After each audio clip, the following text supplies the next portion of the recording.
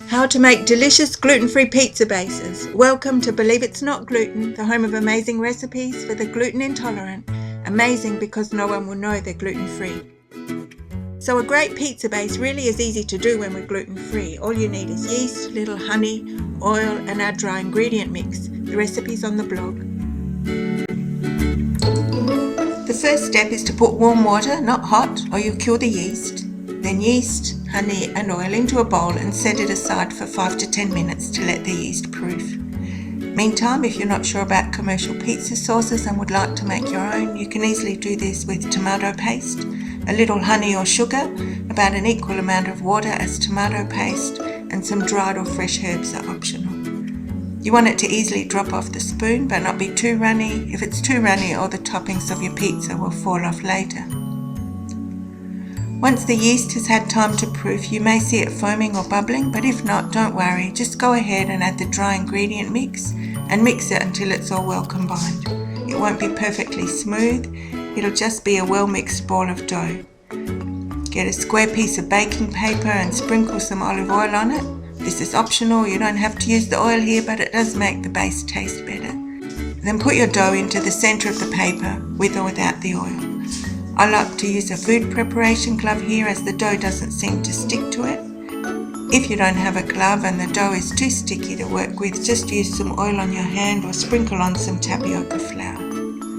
Then just press it out, rotating the paper around as you go.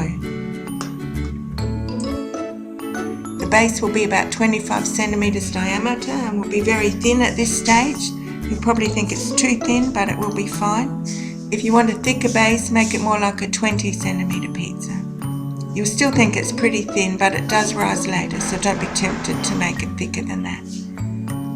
When it's done, just slide a baking tray under the paper and if you see some holes in it, just repair them a bit, but they won't matter in the end.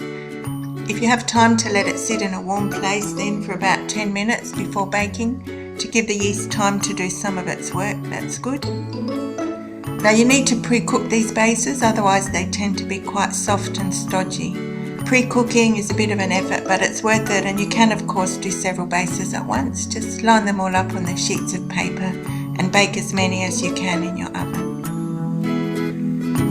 So when it's done, it goes into a moderate oven for around 15 minutes until it's cooked but not yet getting brown. When it comes out, peel it gently off the baking paper so it's easier to get it off later. You can see the base is cooked but not yet really brown. Then turn your oven up to high while you go ahead with your favourite toppings. Put it back into the hot oven until it's brown and the toppings are cooked. And there you have it, a nice thin crunchy pizza.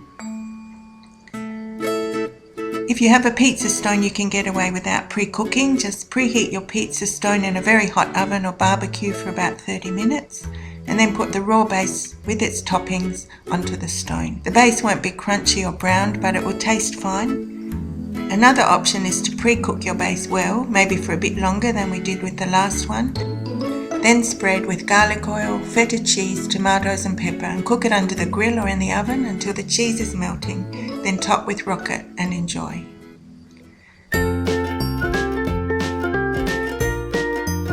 So happy pizza making. Please head to our blog for the recipe and give it a try. If you like this, please subscribe to our channel below and give us a thumbs up if you can.